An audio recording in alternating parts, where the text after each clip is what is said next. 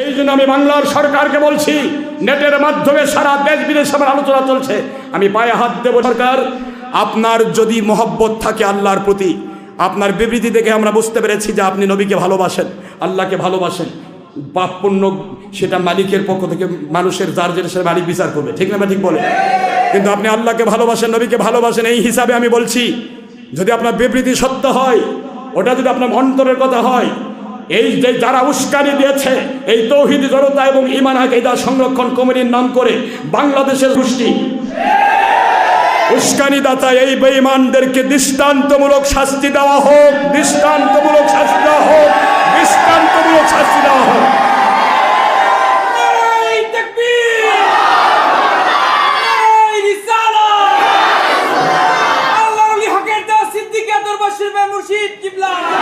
দৃষ্টান্তমূলক শাস্তি দিয়ে দেখান যে আপনি নবীজির পক্ষে, আল্লাহর পক্ষে, আপনি কোনো বাতিল 72 ফিরকার বেঈমানের পক্ষে নন। আর যদি তা না করেন, তাহলে তারা যেরকম যখন ইচ্ছা তখন যেখানে খুশি সেখানে আক্রমণ করছে, আইন তুলে নিচ্ছে নিজ হাতে, এমনকি বলছে প্রশাসন কিছুই করতে পারবে না।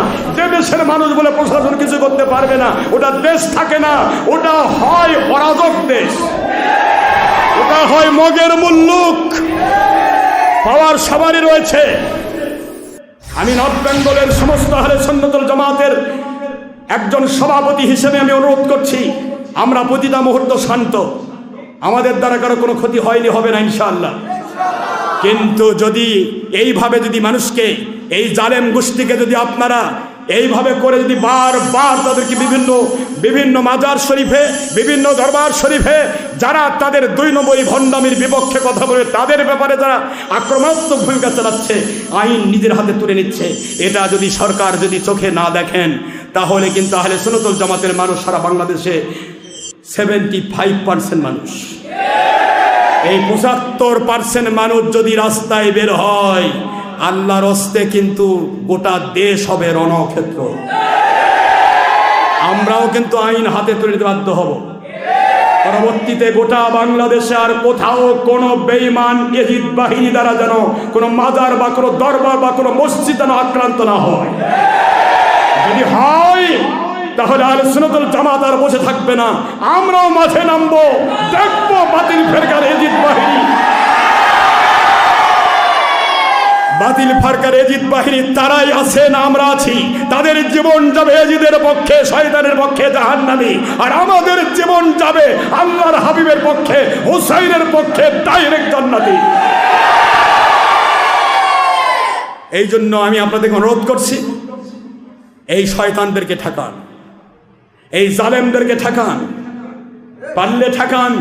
আর যদি করেন আমি অপারগ, প্রশাসন যদি বলো অপারগ, আর্মি বাহিনী তোমরা বলো অপারগ, তাহলে বাংলাদেশ ছেড়ে ওই হাসিনার মতো ইন্ডিয়া পার হয়ে যাবে। আমরা দেখতেছি এ দেশ চালান যায় কেমনে। আর যদি আপনারা সক্ষম হন তাহলে বিচার করুন, আমরা বিচার চাই, আমরা কোনো মানুষের উপর জুলুম হতে দেব না ইনশাআল্লাহ। একটা লাশ দেখে, ইহুদির লাশ দেখে আখেরি নবী দাঁড়ায়, আর নবীজির মহব্বতে দাঁড়ালে এই বেঈমান এজিদ বাহিনী শিরক বলে। কোথায় আছেন আপনি? ঈদে মিলাদুন্নবী নবীজির পক্ষে যদি মিলাদ করে, ঈদে মিলাদুন্নবী রেডি করা হয়, সেটা বেদাত। তার মধ্যে গরম পানি ঢেলে দেয়, তার বিরুদ্ধে যুদ্ধ করে, এরাই তো সে এজিদ বাহিনী। শান্ত পরিবেশে জশ্নে জুলুস হচ্ছে, শান্ত পরিবেশে রেডি হচ্ছে, তার কাজ সে করছে, তোমার কাজ তুমি, তোমার কলেজে জলে কেন এজিদ বাহিনী? তোমরা কি বুঝতে পেরেছো যে নবীর দুশ্মনদেরই পুরো পৃথিবী ভরে যাবে আর নবী প্রেমিক থাকবে না? আলী রাদিয়াল্লাহু তাআলা আনহুর সহিহ মুসলিমের একটা হাদিস এসেছে, নবী পাক সাল্লাল্লাহু আলাইহি ওয়াসাল্লাম আল্লাহ পাকের পক্ষ থেকে আওয়াজ দেওয়া হচ্ছে জিবরাইল মাধ্যমে, হে আমার নবী আপনি আখরি তাকবীর দেন না। হুজুর সাল্লাল্লাহু তাকবীর বন্ধ করে দিলেন। দ্বিতীয়বার হুজুর আবার তাকবীর দিলেন, তাকবীর বন্ধ হয়ে গেল। তৃতীয়বার হুজুর তাকবীর দিলেন, আর বন্ধ করা হলো না।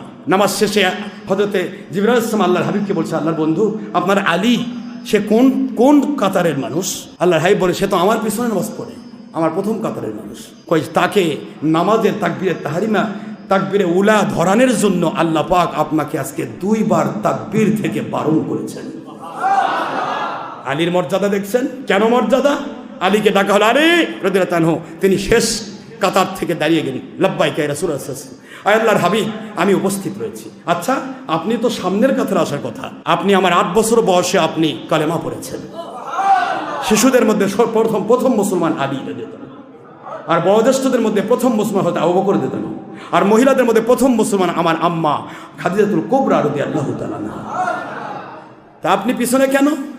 ইয়া রাসূলুল্লাহ সাল্লাল্লাহু আলাইহি ওয়াসাল্লাম, আপনি বলেছেন ছোটদেরকে যে স্নেহ করে না, বড়দেরকে যে শ্রদ্ধা করে না, হক্কানি আলিমকে যে তাজিম করে না, সে ব্যক্তি নাকি আপনার উম্মতি হতে পারবে না। শিক্ষাটা তো আপনার নবী গো।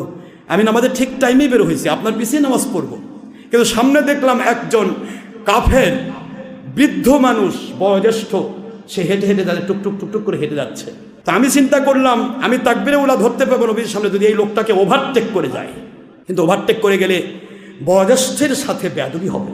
কাফের, আওয়াজ দেন কি? এটা কাফের বয়োজ্যেষ্ঠ মুরব্বী। ইসলাম কিন্তু কাফের দেখেন, ইসলাম দেখেছে বয়োজ্যেষ্ঠ আর বয়কনিষ্ঠ। বয়োজ্যেষ্ঠ যারা হবে তাদের সম্মান করতে হবে, সে যে ধর্মের হোক। আপনার সম্মান দেখে তার ভিতরে ইমানের বীজ বপন হবে। তো ওই লোকটাকে আমি দেখে চিন্তা করলাম, আমি যদি পরেও যাই তবুও আমাদের সমস্যা হবে না, কিন্তু ওভারটেক করে গেলে যদি আমার নবীজির উম্মত হওয়া থেকে দূরে সরে যায়, এই জন্য আমি কাফেরের পিছে পিছে টুকটুক করে উনি যেমন যাচ্ছে ঠিক ওভারটেক না করে ওইভাবে এসেছি।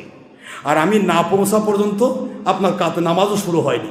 আমি যেই মাত্র পুষলাম তখনই, আমি যখন কাতারে একত্রিত হয়েছি তখনই আপনি তাকবীর উলা দিয়েছেন।